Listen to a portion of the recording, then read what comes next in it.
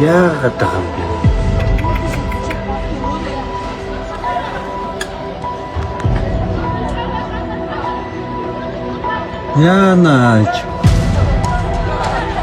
Яна.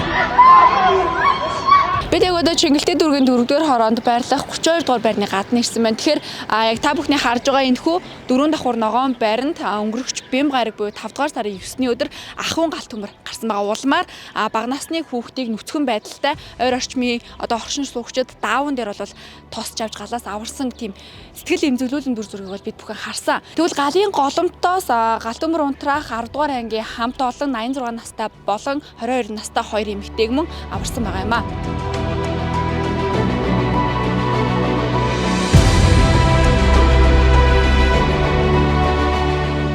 Энэ байр чиг муудсан байх хэвээр. Ер нь сахилгаан байхлах нь хэцүү болцсон аа чинь. Тэгээд нэг юм залхаа мартцсан суг л шүү дээ. Чи бол тэ.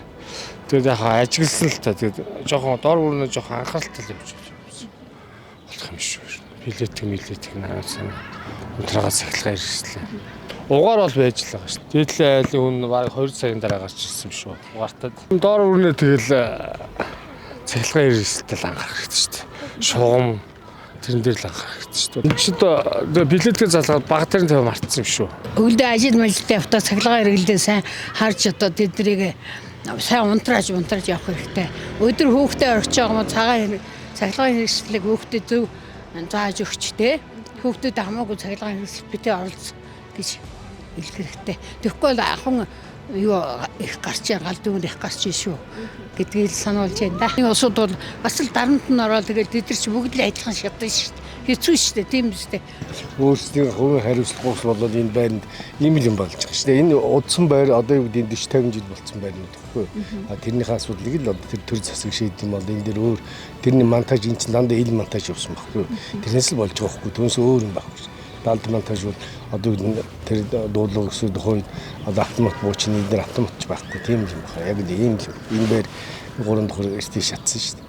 Тэрүүсэн тэгэл өөрийнх нь юу гэдэг билетийг асаагаад ч юм унтсан амьдрал бол тийм л байгаа шүү. Тэгэл унтж байгаа л тийм өглөө олон юм.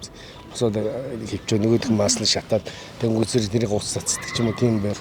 Тэгэл өөрсдөө хариуцлагагүй. Ер нь бол тийм биз дээ. Ахуйн галт төмөр гарах шалтгааны 86.5% нь иргэд болон оршин суугчид өөрийн хариуцлагагүй анхааралгүй байдлаас болж гардгаа гэх судалгаа байдаг. Жишээлх юм бол одоо цахилгаан хэрэгслээ залгаатай хаях гих зэрэг байдлаас болж одоо ахуйн галт төмөр бол маш ихээр гарч байгаа улмаар өөрийн болон бусдын амь нас одоо эд хөрөнгийг бол хохироож байгаа тохиолдлууд бол маш олон байгаа юм а.